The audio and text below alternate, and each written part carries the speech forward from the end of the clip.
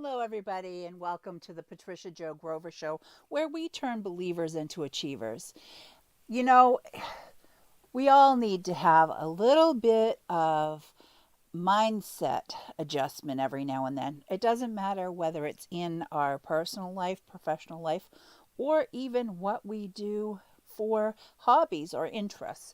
So, I want to talk to you a little bit about this today because besides what I have for my business, my husband and I own a disc golf course, and that's a joint business venture that we have. But we have ourselves become lovers of the sport, but we have friends that are pros that tour the country playing disc golf.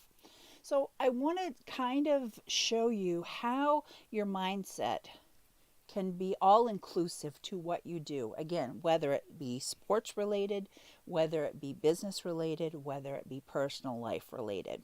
So, I'm going to give you 6 related points regarding your mental game, your mental mindset, and how each one builds upon the last. You know, it's really, when you think about it, it's going to make so much sense to you if you listen through everything I'm going to share with you today. So, it is important, number one, to be present. Play with what shot is in front of you, what we're dealing with currently, and ignore the past and the future. Just focus on where you are. Focus right now where you are. You know, the most important shot in disc golf is the next shot that you're throwing. You know, there's there's no utility in dwelling in a poor previous shot, and there's nothing you can do about it now. There really isn't. So, other than making a mental note, how what happened and how you threw it so that you can not do that in the future when you're looking through those notes. But other than planning not to make that mistake in the future.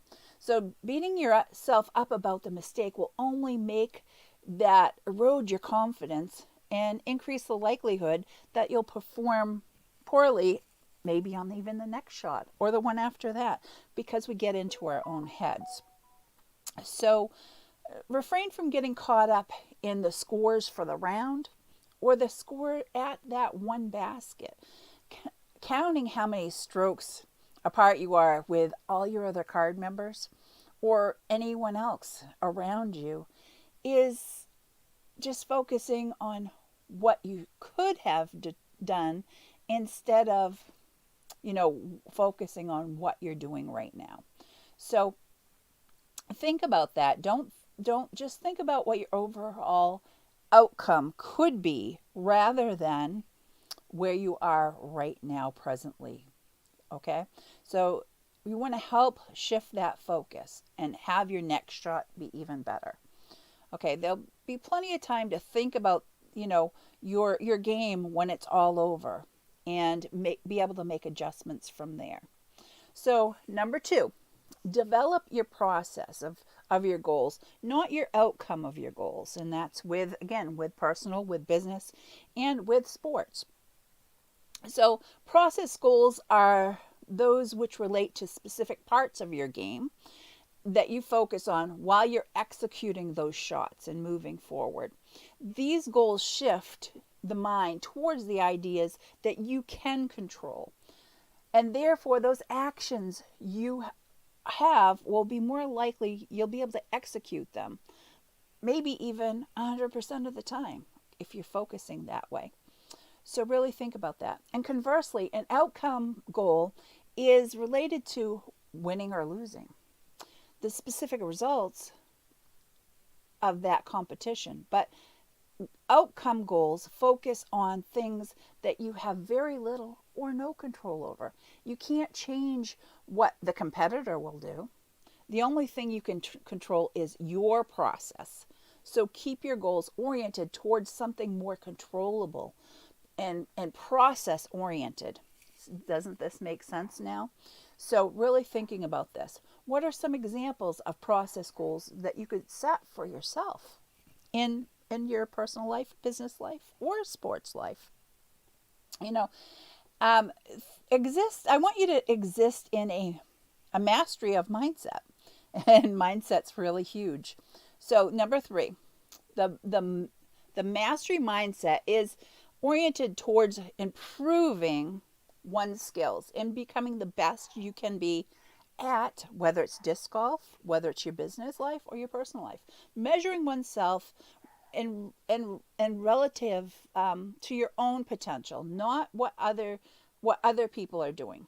Improvement is a gradual, and it's gradual, and it's recognition that is given but not sought. As it's a personal satisfaction at achieving improvement within one's own standards, and you have to have standards for yourself. That is reward enough when you can stand up to your own standards. So that's a good thing to have in mind. You know, the the thing is, it's contrasted with an ego mindset, which is oriented towards um, performing for others rather than, in seeking that approval or that recognition in comparison to how others perform. That's not any way for us to um, live our lives. We're not in competition with anyone else. It's us. It's us that we need to ultimately make happy. It really is. So, be effective, not affected. So be effective, not affected. Do what you do and don't let others impact your game, whether it be sports or real life. Stick to your routine. Develop a routine and system that works for you. Paying close attention to the things that don't go as planned, but don't get caught up with them.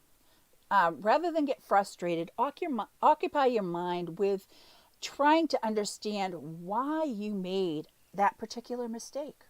Shifting your mind to a mastery focus will help you elevate and evaluate. You can evaluate what went wrong, but you can elevate what you did do right and focus on changing things around so you can do that again. But also, don't it'll help you to be able to understand where you may have made a particular mistake. So shifting your mind to a mastery focus will help you to be able to do things that you need to do differently next time. When you don't concern yourself with other people's opinions, you are less likely to, connect your self-confidence, self-worth, or ego to your performance. And that's really important. Instead, you'll be able to recover quickly from whatever happened wrong. And because your view of that mistake is a stepping stone rather than a blow to your ego, that can negatively impact, your next shots, and your next attempts at trying to do something. So step number 4 is, I'm going to say, be positive and stay positive.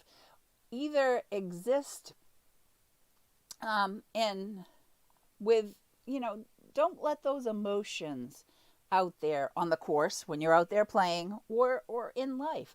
Don't let those emotions overtake, when you've done something that you've struggled with. Don't let that overtake the positive things you have going on. Keep your next steps focused on what things can be, what your possibilities are. Anger and frustration only increase your stress levels, your blood pressure. And when you're playing sports, frustration increases your heart rate, your blood pressure, and your adrenaline and the muscle tension. Even in real life, I think that happens when we get upset and tense about if things don't quite go the way that we had planned. So, sometimes it takes a while to recover from that sometimes. So just don't let it get to you. It only takes, holding on to that the longer you hold on to it, the longer it will take to make things better for you. And I believe I had a technical difficulty here. Okay. So, yeah, I believe I had a technical difficulty, but I think I'm back.